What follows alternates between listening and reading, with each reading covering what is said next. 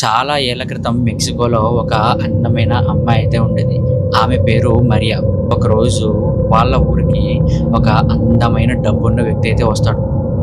అతన్ని చూడగానే ఈమె ప్రేమలో పడిపోతుంది. అతన్ని పెళ్లి చేసుకుంటుంది. వాళ్ళకి 2 పిల్లలు కూడా కలుగుతారు. కానీ మరియా యొక్క ఆనందం ఎంతో కాలం నెరవేరలేదు. తన హస్బెండ్ ఆమెని మెల్లగా ఇగ్నోర్ చేయడం అయితే మొదలు పెడతాడు.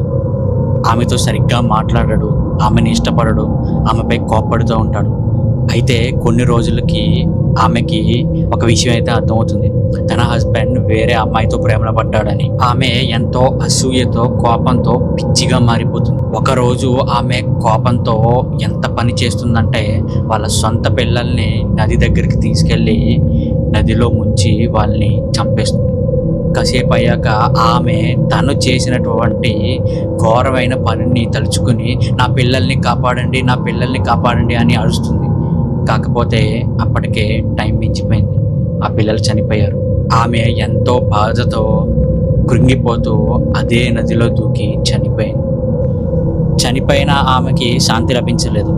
ఆమె ఎంతో శపించబడింది. ఆమె అక్కడే ఒక దెయ్యంగా అయితే మారింది. ఆమె పేరే లా లోర్నా, ద వీపింగ్ ఉమెన్. అయితే మెక్సికో పీపుల్ ఇప్పటికీ తెల్లని డ్రెస్ వేసుకొని, జుట్టు విరబోసుకొని అదే అడవిలో ఏడుస్తూ నా పిల్లలు ఎక్కడా అని చెప్పి తిరుగుతూ ఉంటుందని చెప్తారు. మీకు గనక ఆమె ఏడుపు వినిపిస్తే జాగ్రత్త. ఆమె మిమ్మల్ని తన పిల్లలుగా అనుకుని వాటర్లోకి లాగేస్తుంది.